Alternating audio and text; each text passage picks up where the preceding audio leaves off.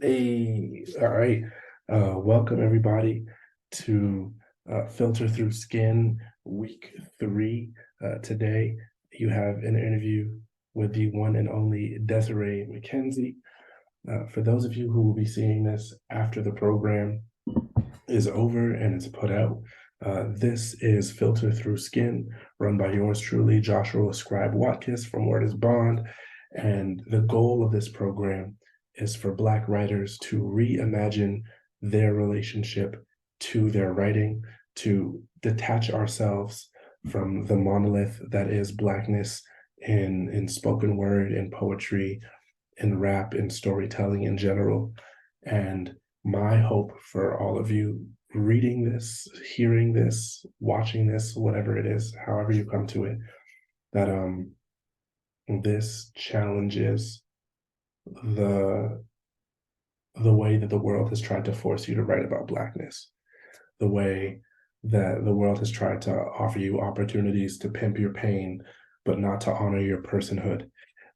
I really want for you at the end of the day to have your own unique voice shared and shaped by you, by your experiences. And I hope that these interviews and that these workshops, well, if you are part of the workshops, but if you're not part of the workshops, then these interviews will help you to reimagine the way you look at yourself as a writer and the way that you walk the world as an individual who both happens to be Black and writer, who has the blessing to be both Black and writer, both intertwined and separate. So I want to introduce Des. Desiree Mckenzie is a phenomenal poet, arts educator, songwriter, credited songwriter, um, influencer extraordinaire, uh, Canadian spoken word national champion, um, incredible artist. Uh, has just recently closed a gallery. Uh, Baby Teeth. It was called Baby Teeth, right? Yeah, it was Baby Teeth. It was a phenomenal gallery. I still have the pictures on my phone. I can't wait to share them with people. And the wonderful thing, there are many wonderful things about this. But the wonderful things I've gotten to witness in Des as an artist specifically, because I could go on about the person. Um, Des as an artist has a a superstar quality in the way that she presents her work, but also a superstar quality in the work ethic that goes underneath the work. A lot of people can have charisma. It's really easy to be charismatic and have a voice once you've learned it and kind of have spent some time on stage. But it's another thing to be a phenomenal writer and to be able to really interrogate your subject matter and to really be able to look at yourself and the world around you and to be critical of the self and critical of the world and put those things together and to create pieces that truly benefit other people, that aren't just like ego stroking works, but like truly are of service to community and of service to those listening. And so I really admire Des's work. I had the blessing to mentor her and to see her come into her own as she has. I truly view Des as my peer at this point, and it's a beautiful thing to be able to witness and to be able to watch. And so I'm excited about this interview. Um, I'm really sorry if you heard that loud notification. Um, but whatever. Yeah, so this is Desiree Mckenzie, everybody. Yo, what? Thank you. Wow.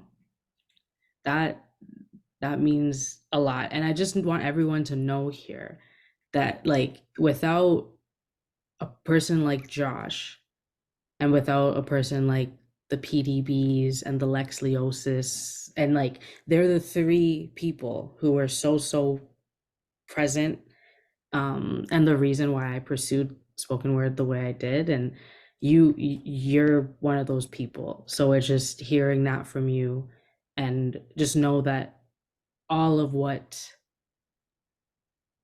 all of like what I've been able to do is because of the foundation that you gave me and I the appreciate foundation, that. yeah, That means and a lot. the foundation that you continue to show and continue to, with all the people who have been impacted by you. It's yeah, so just anything that's good in me is I that comes from appreciate that. somewhere, that was modeled somewhere. So like just know that. So that That really, means a lot. I'm humbly accepting that. hey, As humbly as I can accept that, I'm accepting honey that. roast. Honey roast. Honey roast. That's funny. Ooh. Oh, All right, cool. Let's get past this mushy stuff. yeah. Uh, we're here to talk about the future. Um, and so when we talk about this week's theme, for those of you, actually, no one knows at this point. Um, I'm blowing up. The Wait, can you hear those? Yeah. I think I just heard like very faintly. Okay, sick. As long as Very it's faint, faintly. I don't care if it's faint. Mhm. Um, the the theme of this week's workshop is the sum of me. And the sum of me was a workshop I intended to be really about giving us the opportunity to write about ourselves, from ourselves, without the primary focus being race and or ethnicity. Excuse me. We live in a city. For those of you who may see this abroad, we live in a city called Toronto. Toronto is the most multicultural city in the world. Jesus Christ.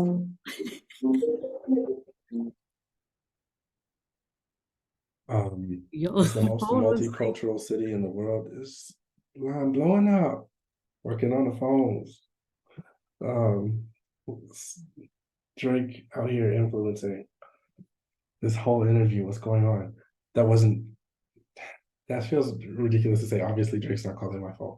Um, but the purpose of this workshop was to give people the opportunity to think about Black writers specifically, the opportunity to think about themselves outside of the lens of race or ethnicity being the primary factors. We live in Toronto, the most multicultural city in the world statistically, and Blackness is not a universal experience here. Um, I would say that the Somali Black experience and the Jamaican Black experience and the Scotian Black experience are three very stark, separate existences. And they don't line up with each other, even though they intersect in some ways. And even then, the box of like, what does it mean to be a Black Jamaican writer or an Afro Caribbean writer or um, a an African writer from the continent who's moved here, whether that be from West Africa or East Africa or Central Africa, and how those things differentiate and vary. What is it like to be a Christian writer, a Black atheist, a Muslim writer? Um, there's so many variances in our Black experience. And then to boil it down further, everyone has their own humanity wrapped underneath these things that are packaged onto us, right? Blackness is, after all, a social construct. It has not always existed. And so, 600 years ago, before the transatlantic slave trade, what did it mean for uh, an African writer to write, right? What did it mean for an African writer to create a poem? What did they create from? They created from their environmental experience, but also from their very individual experience. Um, And so I think it's important we give ourselves the opportunity to write about who we are, because yes, my Blackness informs my writing, but my Blackness as a nerd informs my writing. My Blackness as an artist informs my writing. My Blackness as a man, a father, a husband, a son, a brother, a dropout informs my writing. The things I like, things I dislike, the experiences I've had, all shape the way I move about the world. And if I can't write about me, then how can I possibly write about the grander things? How can I possibly write about the grander Black experience if I can't talk about what's going on for me personally? and even more so, how do I effectively write about Blackness if I cannot identify the different markers that exist within myself? I can't have, for instance, I was born pretty poor, and then as my life went on, my mom gained some social mobility and some money, and I lived a pretty middle class life after a certain point in time. And so I can't talk about what it's like being 16 and having my lights shut off, or you know, worrying about food on the table, because those weren't my concerns, right? I had the experience of still hustling and still struggling with a poverty mindset because of where I came from, but my actual needs were met. So I'm not talking about struggling in a certain way that people would identify with would identify with their Black experience. But I still have experiences with police harassment. I still have experiences with institutional racism, and those things are shaped up very differently. Um, and so knowing my place and knowing where to write from gives me the perspective necessary to address the concerns of my people from my vantage, and how to be just and fair and aware of myself as I continue to write.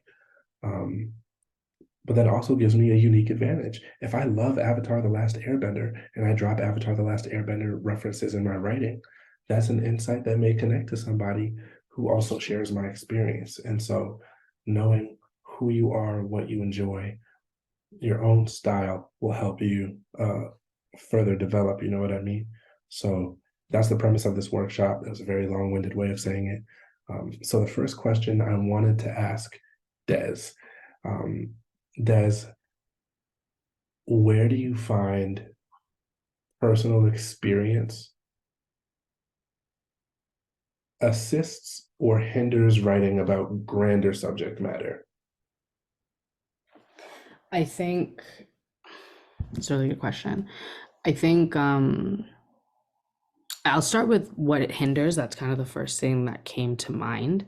But sometimes I think when you're writing about something that is a universal experience or something that many people have experienced, but you have a particular lens on, I think it can be hard because you don't want to come off as if you're trying to tell the whole story. This is just one corner of this larger thing that affects so many people. And,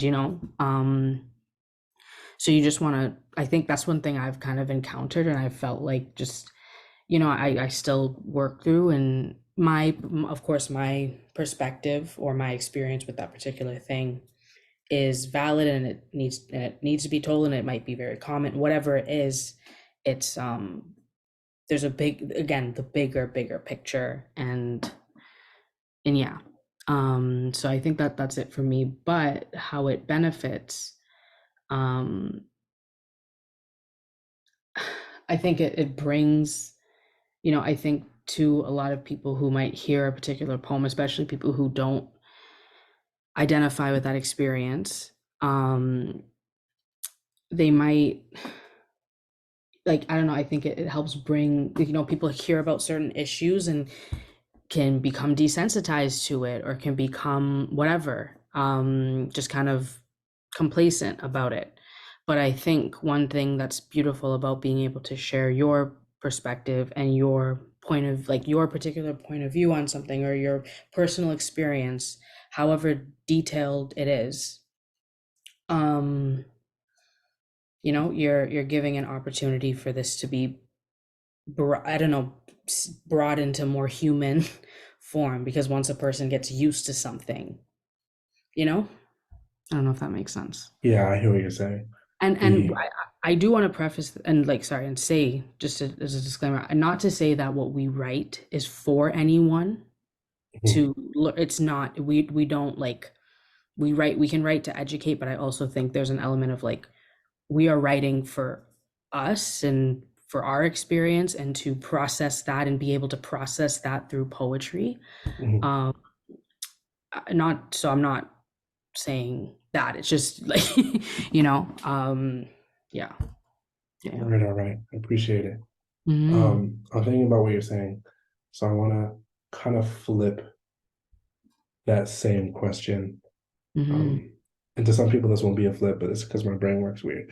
How would you say knowing yourself as an individual allows you to explore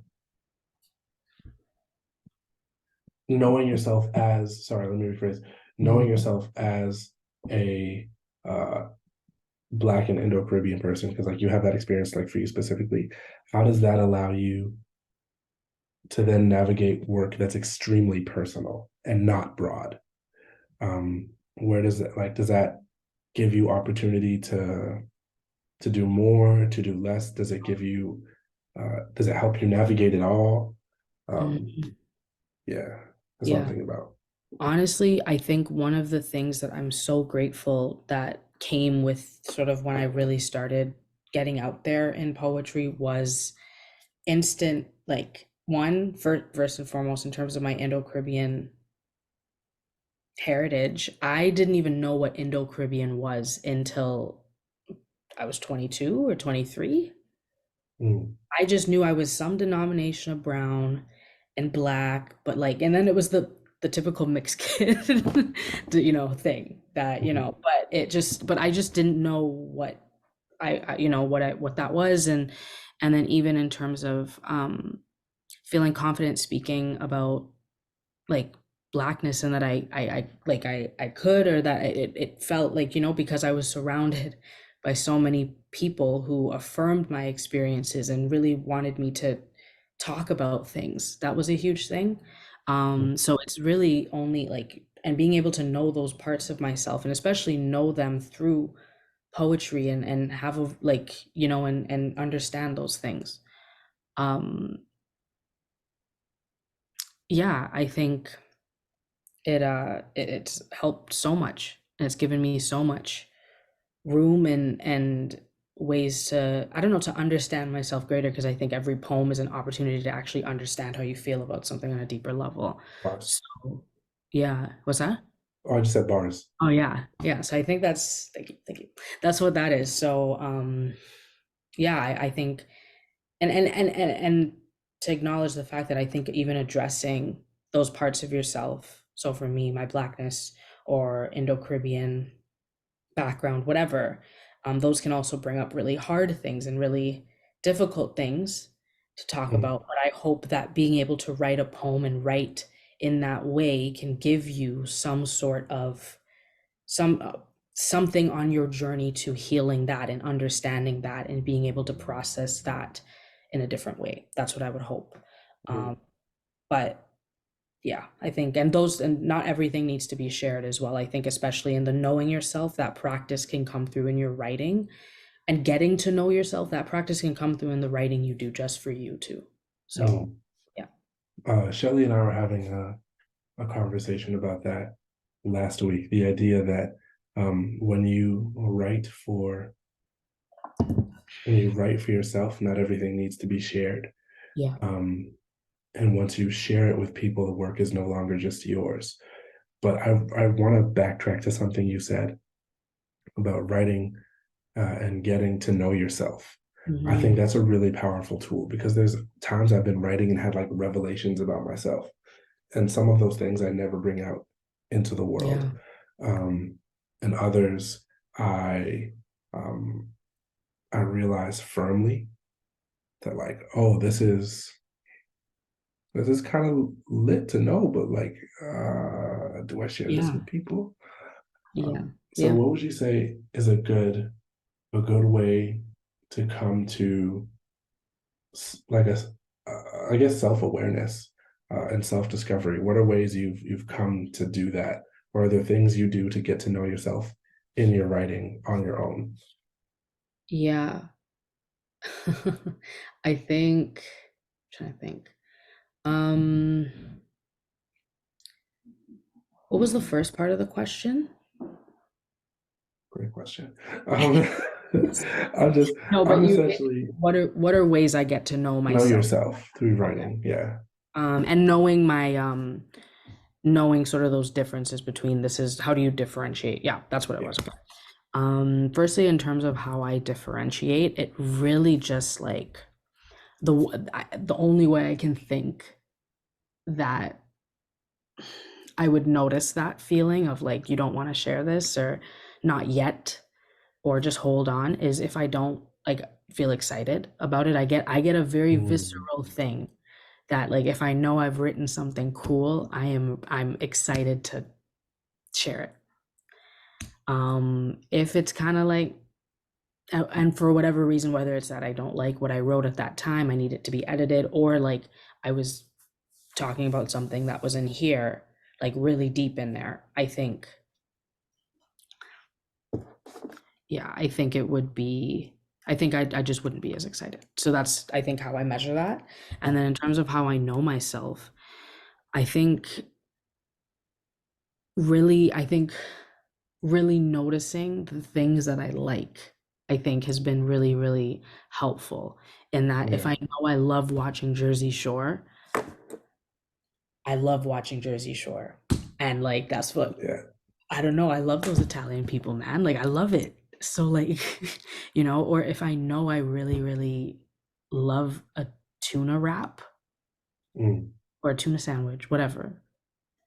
Like I don't know, just knowing those things and then taking so much solace and comfort in whatever those things are. It could be again a TV show, it could be time with friends, it could be time alone, whatever. Doing yoga, whatever your thing is. Um, yeah, just really knowing those things and then just thinking about all the things it makes you feel and the comfort it makes you feel. And I think that's really what I find a lot of joy in because I like the things I like. Like when I like mm, something, it's that's something I've learned about myself. And I think through poetry and watching other poets, and there's a reason why the poems I saw 10 years ago will probably be forever my favorite poems. Like it'll always be there. mm, So anyway, I think that's kind of what I do and really trying to take the time to indulge in those things that I like. And give yourself, I don't know, there's just something very nice about that. And I think that that's what helps me know myself and helps me come to my notes app, being able mm. with imagination or just with a little bit of pep in my step. I don't know. I like it. Yeah. And do you find, is there any exercises you would use to try and find out something new about yourself or new about what you think or new about what you believe? That honestly comes from conversation, talking to people. That comes from being in a workshop and hearing youth discuss a particular topic or like talk about how they perceived a prompt, whatever. Just talking to friends, you know, just talking about anything and everything. It could be the heavy stuff, it could be the stupid stuff, it could be about Jersey Shore, anything at all. I think you discover so much in conversation and how you process the information that other people are sharing with you and how you receive that and what your brain does with it. Hmm. I think that's huge and so necessary. So yeah, I think That's that. wonderful. I think that's a point. Um, because I think you and I have had conversations about this, where uh and so I guess I'm gonna share a little bit about my life. So I became a parent nearly 4 years ago, this coming November. And the thing I noticed, because I became a parent and then the pandemic happened, and the thing I noticed about the years in the pandemic was that I had stopped really having conversations with people that weren't my child and my wife. Those were really the only two people that I talked to on a consistent basis. And the sometime in like January or February 2023 was the first time I sat down with someone that wasn't in like my immediate WhatsApp circle or hadn't been super tight with me in the years before, but was still a good friend.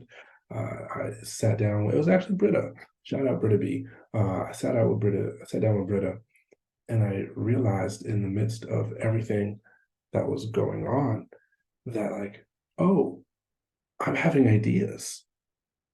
I'm having my ideas challenged. I'm having people with different thought processes than me impacting my thinking. And conversation is essential because community is essential to writing. We don't write in isolation as much as we would like to believe so. We may like isolate ourselves to do the physical act of writing, but our place as writers and our place as artists is not out of the world, but living in it. Um, and it's such a disadvantage to disconnect ourselves. And so, Des, thank you for bringing it up. That conversation is important in helping you realize things, to write, and the spaces in which you find those things. I encourage y'all to get out to a workshop, hang out with a friend, call somebody for coffee, stay safe if you need to, mask up and ting, but like it's a gorgeous thing to be able to talk to people. Um, Writing, if we wrote only for ourselves, that is, cool. But if you're a writer who has the intention to share, um, and you intend for your work to be heard by the community that you live in or by an internet community, whoever, you need to remember that your work comes from community. And it's really, really tempting to, forgive my phrasing, but like circle jerk, but like a circle jerk of one, and like just be spouting off thoughts that you believe are deep, but you haven't had them impacted by anybody else's life. Um, that was really, really cool. Thank you for reminding me of that. Um, I guess my next piece of questioning is, how do you know for you how to best speak for yourself?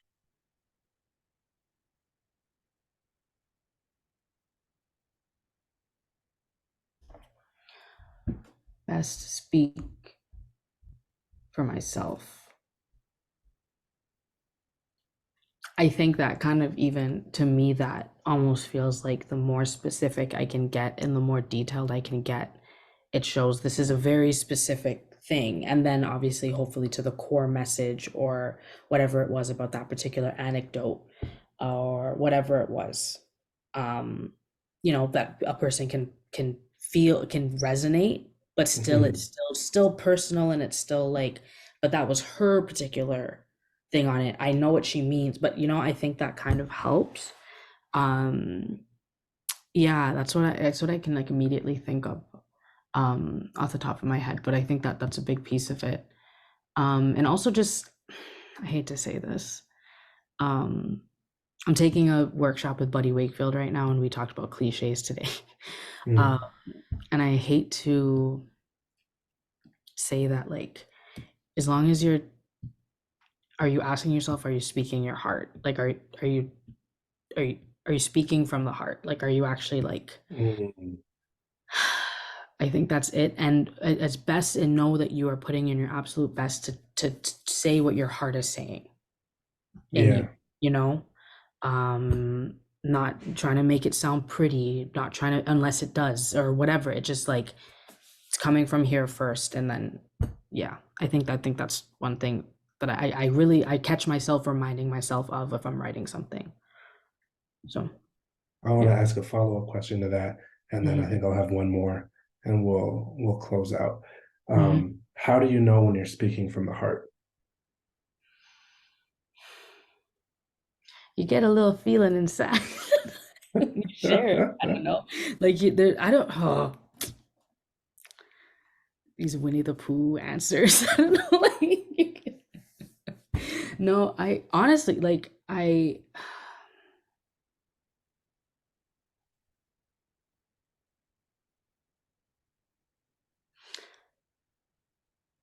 don't, I think it's just a feel, just a feeling that when you share it, and or not even when you share, but when you even read it back to yourself, that you're like, wow, like, either I wish I could have heard this, or I wish I could, I wish I could have received this poem instead of just like, like, this is cool, this is nice, this sounds really good, I feel really good. And yeah, I think that's I hope that's a that's an Uh, okay answer. I'll take it. I'll I take think it. it's very intuitive, and I think the more, Mm, we're taking it full circle, the more we know ourselves, and you can relish in those things and those moments and the conversations that make you like that gets the brain going, like that's how you get it more in tune with those moments of when mm. you know you're speaking, I don't know. Yeah, I get what you're saying. I get what you're Yeah. saying. Yeah. And so to bring this full circle, because I feel like this is a universally helpful workshop, um, but for Black writers who are approaching their work, attempting to have a larger impact than just themselves. Um, I guess my question, and this is like I'm very aware that I'm pushing my own narrative here and pushing my own ideas for those watching. So like it's okay. Feel free to push back on this when you have conversations about it or take notes or whatever it is you're doing. Um, but if you were to set people free from the expectation that they needed to comment Yeah. on every happening or need to be in politic about everything happening with Blackness right now, what would you say to set people free to be themselves in their understanding or in their reactions in their writing?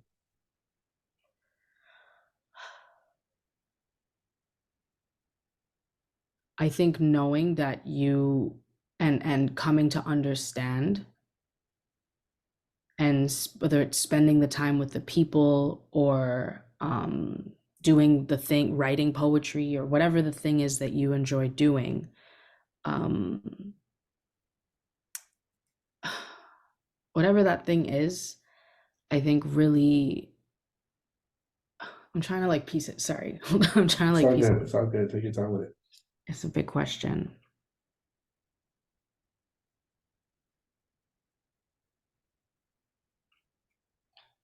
Hmm.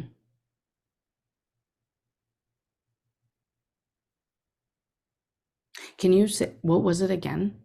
Like with Yeah, all the pressure that comes with like right, needing to have an overlaying social commentary, right. what would you say to Black writers to free them to write Freeze just and as themselves? okay, okay, I'm back. Yeah.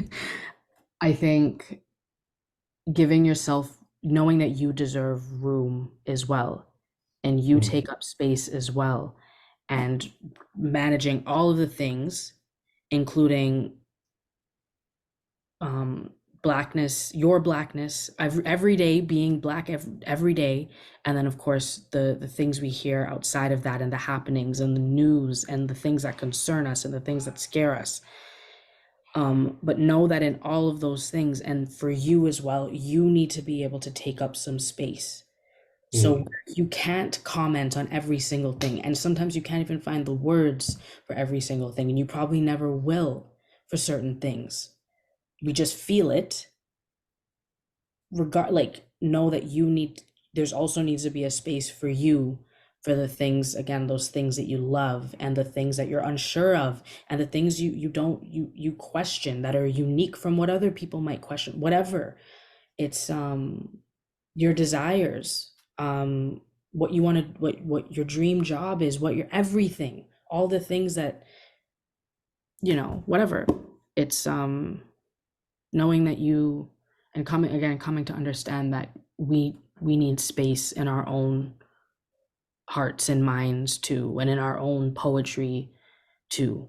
um and know that that also is making an immense impact as well, whether it's mm, about the joyous things, whether even it's about the sad things about ourselves. And I think we are doing such a great service to the people listening and to the people who want to hear us. um I think, and yeah, so I think that's what I'd that's say. beautiful. You, to reiterate that, You deserve to take up space as a human being, Yeah. primarily. Your only space as an artist is not to inform the world about the politic of your life, but your personhood does matter.